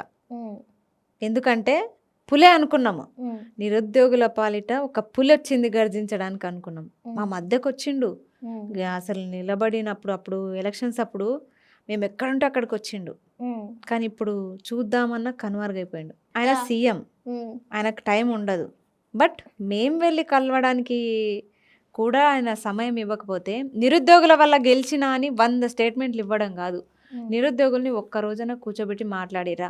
అంతకుముందు ఎట్లా రౌండ్ టేబుల్ సమావేశాలు పెట్టిరు అంటే అప్పుడు ముఖ్యమంత్రి కాదు, ఇప్పుడు ముఖ్యమంత్రి. సరే ఒప్పుకుంటాం, ముఖ్యమంత్రితో మాకు పని లేదు, మా విద్యాశాఖ మంత్రితోనే మాకు పని. విద్యాశాఖ మంత్రిని విద్యార్థులు కలవాలనుకుంటున్నారు. ఎప్పుడు కల్పిస్తారంటే ఊసేలేదండి. అందులో మీ లోపాలు కూడా కొన్ని ఉన్నాయండి, మీరు ఒప్పుకోవాలి. చెప్పండి. అంటే అదే మీకు ఆ యాక్సెస్ రావట్లేదంటే మీరు మరి విధి విధానాలు మీవి ఎట్లున్నాయో కదా, వాళ్ళు యాక్సెస్ కూడా ఇస్తలేరు కల్పించడానికి అని అంటే, ఇప్పుడు ఎగ్జాంపుల్కి ఆ యాక్సెస్ మీరు తీసుకోలేదేమో అంత ఖబర్దారిగా అంత మాట్లాడి, వాళ్ళు కనీసం అపాయింట్మెంట్ ఇవ్వట్లేదంటే ఏ పొజిషన్ నుంచి ఏ పొజిషన్కి దిగజారబడ్డారనేది నా పాయింట్. మేము ఒప్పుకుంటారా? మేమా? మా ఫేస్లు కానీ, అసలు మేము చేస్తున్న ఉద్యమాలు కానీ, మేము ఇచ్చిన వినతులు కానీ ప్రతి ఎమ్మెల్యేకి తెలుసు, మేము పడుతున్న బాధలు ప్రతి మంత్రికి తెలుసు, మంత్రులకు కూడా తెలుసు. ఒక్క ముఖ్యమంత్రికే తెలియదా? ఏం చేస్తాం మేము? మా అయితే ఇప్పుడు కూర్చోబెట్టి మాట్లాడితే 2 మాటలు అంటామేమో. మాట్లాడే ప్రయత్నం చేసిరా ఎప్పుడన్నా? ఎందుకు అసలు ఇప్పుడు కూర్చోబెట్టి మాట్లాడినా ఫస్ట్ తిట్టము, మా బాధలు చెప్పుకునే ప్రయత్నం చేస్తాం మేము. కానీ వాళ్ళు ఏం చేస్తున్నారంటే, మేము ఒక స్టేజ్ ఉంది దాటిపోయినాం అన్నట్టు. మీరు అన్నట్టు 1 సంవత్సరం దాకా వెయిట్ చేసినాం. జాబ్ క్యాలెండర్ అన్నారు కదా, ఫిబ్రవరి అన్నారు, కొత్త సంవత్సరం అన్నారు, ఉగాది అన్నారు, సంక్రాంతి అన్నారు, శివరాత్రి అన్నారు, ఇప్పుడు ఏదో ఇక కురుమూర్తి జాతర చాలా అన్నారు. ఇవన్నీ అయిపోయినాక ఇస్తాము, దీపావళి అన్నారు, దసరా అన్నారు, ఇవన్నీ అయిపోయినాక వస్తాయి అంటే ఈ పండగలన్నీ వస్తున్నాయి పోతున్నాయి. ఈ క్యాలెండర్ ఎప్పుడు వస్తుంది? ఈ క్యాలెండర్ వచ్చింది 3 సార్లు వచ్చింది, కానీ అమలు అవ్వట్లే, ఆచరణలోకి రావట్లే. క్యాలెండర్ అంటే సంవత్సరం మారే క్యాలెండర్ వస్తుంది కానీ జాబ్ క్యాలెండర్ రావట్లే. అది మ్యాటర్. ఎస్. సరే, కేసీఆర్ గారి గురించి ఏం చెప్తారు? కేసీఆర్ గారి గురించి అయితే ఇంకా ఆయన అసలు ఆయన ఎవరిని కూడా కలవలేదు. మేమైతే ఆయనని ఇప్పటి వరకు డైరెక్ట్ చూసిన దాఖలాలు అయితే లేవు. ఆయన గురించి నేను 27 ఇయర్స్ కాబట్టి, ఉద్యమం వచ్చి 10 సంవత్సరాలు అయింది కాబట్టి మీరు అప్పుడు అంటే మనం బచ్చా పిల్లలం. వాస్తవానికి ఇదైతే వాస్తవము. చాలా మంది అంటారు ఈమె ఉద్యమంలో ఎక్కడుంది, తెలంగాణ ఉద్యమంలో ఎక్కడుంది అంటే మాకు అంత ఏజ్ లేదయ్యా. మేము బచ్చ పోరగాలము, మేము స్కూల్కి వెళ్ళినాము అప్పుడు. అయితే వీళ్ళు ఏమనుకుంటారు అంటే, వీళ్ళు ఉద్యమంలో కొట్లాడేటోళ్ళంతా తెలంగాణ ఉద్యమంలో ఎందుకు లేరు అని అంటే, మీకు మీ వయసుకి మా వయసుకి తేడా లేదా? అప్పుడు మేము పోరగాలం, మేము కూడా సహకరించినాము, బంధులు పెట్టినాము, స్కూల్కి పోలేదు, ఇంట్లోనే కూర్చున్నాము, మేము సహకరించట్లేదా? అందరూ సహకరిస్తేనే తెలంగాణ వచ్చింది. ఇప్పటికే చెప్తున్నా, ఈ పాయింట్ నేను మాట్లాడుతున్నా, ఎవరైనా హట్ అవ్వచ్చు కానీ చాలా మంది చదువుకున్న వాళ్ళు తెలంగాణ ఎవరు తెచ్చారంటే కేసీఆర్ అంటారు. కానీ అసలు అది ఎవరు స్టార్ట్ చేసిరు, ఎక్కడ స్టార్ట్ చేసిరు, దానికోసం ఉద్యమం స్టార్ట్ చేసిన పేర్లు కూడా బుక్లలో ఉండవు, కనీసం ఎవరు చెయ్యరు. వాస్తవమే, వాళ్ళ పీరియడ్ లో పుస్తకాలు రాసిరు కాబట్టి 2022లా 2020లా వాళ్ళ టైంలో పుస్తకాలన్నీ మార్చిరు, తెలుగు అకాడమీ పుస్తకాలన్నీ మార్చిరు కాబట్టి వీళ్ళ పేర్లే పెట్టుకున్నారు. ఇప్పుడు అంతే కదా, వీళ్ళ గవర్నమెంట్ రాగానే వీళ్ళు మార్చుకున్నారు, వాళ్ళ గవర్నమెంట్ రాగానే వాళ్ళు మార్చుకున్నారు. నేనే జాతి పిత, నేనే తెలంగాణ పిత అంటే హమ్ కోన్ హై? సరే, మరి కవితక్క గురించి ఏం చెప్తారు? జాగృతి కవితక్క అసలు ఒకటైతే అనిపిస్తుంది, ఆమె వెనకాల ఇప్పుడు ఇంతమంది నమ్ముకొని ఉంటున్నారు కదా, మళ్ళీ ఆమె జైలుకి వస్తే వాళ్ళందరి పరిస్థితి ఏంది అనిపిస్తుంది. అదేంటి ఇలా అన్నారు? అంతే కదా, మళ్ళీ పోతే ఆమె పరిస్థితి ఏంది. నాకు ఒకటి నచ్చలేదు, కవిత అక్క దగ్గర షో చేస్తుంది బాగా. ఎట్లా అంటే నిరుద్యోగుల పక్షాన నేను కొట్లాడతా అని ఏదో గ్రూప్ 1 గురించి మొన్న రౌండ్ టేబుల్ సమావేశం పెట్టింది. ఓకే పెట్టిను, ఇప్పటికన్నా నీకు బుద్ధి వచ్చింది అనుకుందాం, పెట్టినావు అక్క, సరే. పెట్టిన తర్వాత ఆ తర్వాత ఒక గ్రూప్ 1 కాదక్క, చాలా ఇష్యూస్ ఉన్నాయి, వాటన్నిటి మీద కూడా స్పందించండి అంటే స్పందన లేదు. అలాగే ఇక్కడ జూబ్లీ హిల్స్లో కూడా నేను ఒక్కదాన్నే కాదు, నేను ఒక్కదాన్ని అని నేను చెప్పట్లే. మీరు అన్నట్టు నేను అమ్మాయిని కాబట్టి, దట్టు ముస్లిం కాబట్టి నేను ట్రిగ్గర్ అవుతుండొచ్చు. అంటే హామీ ఇచ్చిన సీఎమే పక్కకు పోయి కూర్చున్నాడు, కవితకి ఎట్లా అవుతుందని నేనంట, మీరేం చెప్తారు? 100% అది. అయితే నేను చెప్పేది ఏంటంటే నిరుద్యోగుల పక్షాన కొట్లాడే అవకాశం ఇప్పుడు ఎవరికి ఉంది చెప్పండి? ప్రతిపక్షాలకే ఉంటుంది, బీజేపీకైనా బీఆర్ఎస్కైనా ఉంటుంది, అందులో కవితక్కకు కూడా ఉంటుంది. మరి ఎందుకు స్టాండ్ తీసుకోవట్లే? తీన్మార్ మల్లన్నకు కూడా ఉంటుంది. వీళ్ళందరూ కూడా ఏమన్నారో నేను చెప్తా వినండి. మల్లన్న గారు ఏమన్నారంటే నిరుద్యోగులు పోయి లైవ్లోనే, మార్నింగ్ లైవ్లోనే ఇట్లా అన్న మాకు నోటిఫికేషన్ రావట్లేదు, మీరు ఇట్లా గ్రాడ్యుయేట్ ఎమ్మెల్సీ మా తరపు నుంచి కొట్లాడండి అని చెప్పేసి మేము డైరెక్ట్ ప్రెస్ క్లబ్లోనే నిలదీసినాం. నిలదీసి సరే నేను మాట్లాడతా, ఈ రిజర్వేషన్లు అందరి గురించి కదా, రిజర్వేషన్లు వస్తేనే నోటిఫికేషన్లు అయ్యా, రిజర్వేషన్లే రావాలి ఫస్ట్ అంటే. రిజర్వేషన్లు అనేవి ఎలక్షన్స్ కోసమా, విద్యార్థుల భవిష్యత్తు కోసమా? కేవలం రాజకీయం కోసం రిజర్వేషన్ల? విద్యా వ్యవస్థల రిజర్వేషన్లు అవసరం లేదా? అంటే 42% రాని ఆ రిజర్వేషన్లు వచ్చినాకనే మనం ఇది చేద్దామంటే మాకు అర్థం కాలే. మేమేమో విద్యాపరంగా కూడా రిజర్వేషన్లు మేము కోరుకుంటున్నాము, వాళ్ళు రాజకీయ పరంగా కోరుకుంటున్నారు. తీన్మార్ మల్లన్న గారు అది అర్థమైంది. ఫస్ట్ నాకు ఈ రిజర్వేషన్, లోకల్ రిజర్వేషన్ వరకు ఇది రావాలి, లోకల్ ఎలక్షన్స్ వరకు అదే పట్టుంది తప్ప గ్రాడ్యుయేట్ ఎమ్మెల్సీని నేను నిరుద్యోగులు నష్టపోతున్నారు అని ఆయనకు మైండ్లో లేదు, అసలు లేదు. చెప్పే ప్రయత్నం చేసినాం, వినట్లే. ఆ తర్వాత కవితక్క అక్క జూబ్లీ హిల్స్లో మొత్తం 33 మంది నిరుద్యోగులు నామినేషన్ వేసారు. వీళ్ళందరికీ మద్దతు ఇస్తున్నట్టు ఒక మాట మాట్లాడండి అని చెప్పేసి కొంతమంది వెళ్ళిరు. ఓకే, జూబ్లీ హిల్స్ ఎలక్షన్స్లో నేను ఎంటర్ అవ్వదలుచుకోలేదు అంటే అట్లా ఉండొద్దు. నిరుద్యోగులు అనే అంశం ఎత్తుకున్నప్పుడు నిరుద్యోగులు ఏం చేసినా మీరు సమర్థించాలి. తప్పు చేయట్లేదు కదా, రాజ్యాంగంలో ఉన్న హక్కునే మీరెట్లా సద్వినియోగం చేసుకున్నారో ఫ్యామిలీ పార్టీ బీఆర్ఎస్ లో ఉండి మీరు స్వతంత్రంగా వచ్చి నిరుద్యోగులకు అనంటే ఆవిడ ఇప్పటికే ఇంట్లో కలహాలు, పార్టీ కలహాలు, కాళేశ్వరం కలహాలు, కల్తీ లిక్కర్ కలహాలు, ఇన్ని కలహాలలో ఉన్న ఆవిడ మళ్ళీ ఆవిడ బయటకు వచ్చి ఈసారి సస్పెండ్ కదా, పార్టీ నుంచి తీసేరు, ఆవిడని తీసేసారు కదా, ఆల్రెడీ బీఆర్ఎస్ నుంచి సస్పెండే అయింది కదా. మరి అదే అంటారు, సస్పెండ్ కాకుండా మొత్తమే తీసేరా అంటున్నా. ఇంకా మొత్తానికి తీసేసారు. ఇప్పుడు సస్పెండ్ మీన్స్ అంటే ఇప్పుడు కవిత అనే ఆవిడ బీఆర్ఎస్ ఫ్యామిలీకి సంబంధించిన ఆవిడ, కానీ మొత్తం సపరేట్ చేయరా అంటున్నాను. ఇంకా సస్పెండ్ వేరు, సపరేట్ చేయడం వేరు. ఓకే, కానీ మేబీ ఇది కూడా ఉండొచ్చు. కానీ కేటీఆర్ గారు మాట్లాడుతుండ్రు, అందరూ మాట్లాడుతూ బీఆర్ఎస్ వాళ్ళంతా కూడా నిరుద్యోగుల గురించి 2 లక్షల ఉద్యోగాలని మాట్లాడుతున్నారు. మరి వాళ్ళందరూ మాట్లాడుతున్నప్పుడు మీరు అన్నట్టు మరి కవిత గారు ఎందుకు మాట్లాడరు? నిరుద్యోగులకు ఎందుకు సపోర్ట్ చేయరు? నిరుద్యోగులకు ఎందుకు మద్దతు ఇవ్వరు? ఇప్పుడు ఎగ్జాంపుల్ నేను ఉన్నా అక్క, నేను మీ చెల్ల అనుకో, సొంత చెల్ల, నేను ఒక స్టాండ్ మీద ఉన్నా. ఇప్పుడు మీరు వేరే, ఇప్పుడు నేను మీకు సపోర్ట్ చేస్తానా, వేరే వాళ్ళు వచ్చి నేను తీసుకున్న స్టాండ్కి స్ట్రాంగ్ ఉన్నారని వాళ్ళకి సపోర్ట్ చేయాలా? నాకే సపోర్ట్ చేయాలి. మరి ఆవిడ చేస్తుంది కూడా అదే కదక్క. అంతే, నాకు అర్థమైంది. సో ఆమె బీఆర్ఎస్ కి సపోర్ట్ చేస్తుందని మీరు అంటున్నారు, మాకు కూడా క్లారిటీ వచ్చింది, ఉండొచ్చు. కానీ మేము ఎప్పుడైతే నిరుద్యోగులు కొంతమంది మాకు మద్దతు ఇస్తున్నట్టు ప్రకటించండి, ఎందుకంటే నిరుద్యోగులు నోటిఫికేషన్లు రావట్లేదనే నిరసన మీదనే అక్కడ నామినేషన్ వేసిరు, అందరికీ మద్దతు ఇస్తున్నాను ఒక మాట చెప్పండి అంటే నేను జూబ్లీ హిల్స్ ఎలక్షన్స్లో ఎంటర్ అవ్వదలుచుకోలేదు అన్నారు. ఇక అంతే కథ, పక్కకు పెట్టేసిన. కేటీఆర్ గారి గురించి ఏం చెప్తారు? కేటీఆర్ గారి గురించి అయితే ఓకే, డైనమిక్ లీడరే, నేను కాదనను, మంచి స్పోక్ పర్సన్, ఐటీ రంగంలో అయితే చాలా డెవలప్ చేసిరు, ఓకే అందులో ఓకే. బట్ నిరుద్యోగుల్ని పట్టించుకోనందుకే ఈరోజు మీరు పాలనకి దూరం అయ్యారు. ఓన్లీ నిరుద్యోగులు ఒక్కటే అంటారా? మా వరకైతే మేము నిరుద్యోగుల గురించి మాట్లాడతాం. రైతు బంధు ఇచ్చిరు అంటారు, అది దళిత బంధు అని అంటారు. ఇప్పుడు అవన్నీ ఇవ్వనందుకే వీళ్ళ మీద వ్యతిరేకత వచ్చింది. కేవలము నిరుద్యోగిత అంశమే ఎక్కువ. ఎందుకంటే గ్రూప్ 1 పేపర్లు ఇట్లా అమ్ముకోవడము ఇలాంటి ఇష్యూస్ చాలా జరిగినాయి. ఇవేమైనాయి అంటే గ్రామాల్లో ఉండే వారిని కూడా ప్రభావితం చేసినాయి. ప్రవళిక ఇష్యూ కానీ గ్రూప్ 1 పేపర్లు ఇట్లా అమ్ముకోవడం ఇట్లా జరిగినప్పుడు ఈ విషయాలన్నీ నిరుద్యోగిత అంశాలే టార్గెట్ అయిపోయినాయి. అప్పుడు ఆమె గ్రూప్ 1 ఆస్పిరెంటే కాదు, అప్లై చేయలేదు అన్నప్పుడు, హాల్ టికెట్స్ బయటికి వచ్చినప్పుడు ఇవన్నీ చాలా మనసుకి నొచ్చుకొని మాట్లాడిన మాటలు. నిరుద్యోగులు ఎప్పటికీ మర్చిపోలేరు అవి. అవి చూసుకొని మాట్లాడింటే బాగుండు. ఎందుకంటే చదువుకోనోడు మాట్లాడితే పట్టించుకోము, అంతా నాలెడ్జ్ ఉండి మీరే మాట్లాడితే ఇంకా వేరే వాళ్ళకి అది అలసైపోతుంది. ఓకే, సో తెలంగాణ పాలిటిక్స్ పక్కకు పెడితే ఆంధ్ర పాలిటిక్స్ లోకి వెళ్తారా మీరు? వెళ్ళను. యా, ఎందుకని వెళ్ళను? ఇక్కడికి వాళ్ళు రావద్దని నేనే కొట్లాడుతున్నా. అక్కడికి నేను ఎట్లా వెళ్తా?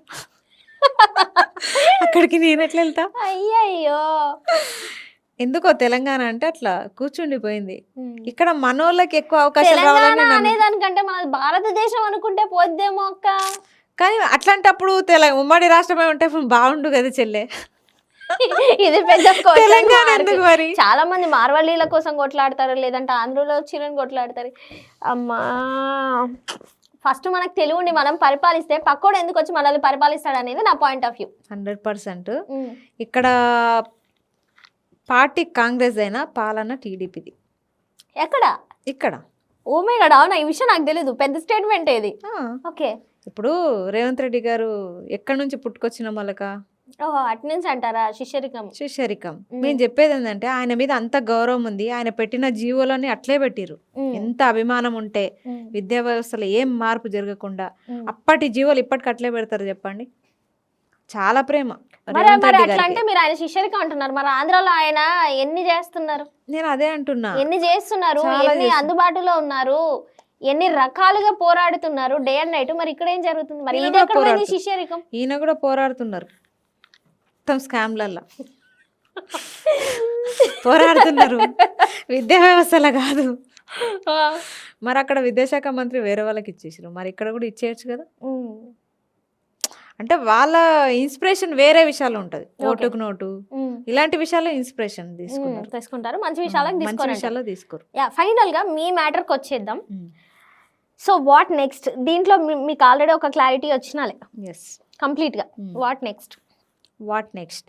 ఇప్పుడు ఈ ఎలక్షన్స్ అయిపోయిన తర్వాత రిజల్ట్ బేస్ చేసుకొని నెక్స్ట్ స్టెప్ మేము స్టార్ట్ చేస్తాం. ఎందుకంటే ఒకవేళ ఓడిపోతే, నేను కానీ ఓడిపోతే మేము ఒక ఛాలెంజ్గా తీసుకున్నాం.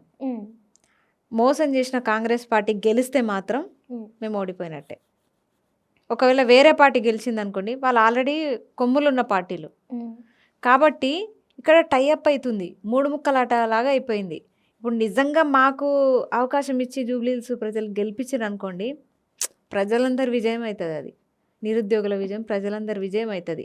లేదా ఈ 2 పార్టీలకే అవకాశం ఇస్తే మాత్రం వాళ్ళ కర్మ. ఇక అయ్యో మేడం, ఇది ఒక ఏరియా ప్రాబ్లం. ఇది మీరు మొత్తం తెలంగాణ ప్రాబ్లం లా చుట్టేస్తున్నారు. ఇంతకంటే పెద్ద పెద్ద ఎలక్షన్లు ఉన్నాయి మనకి.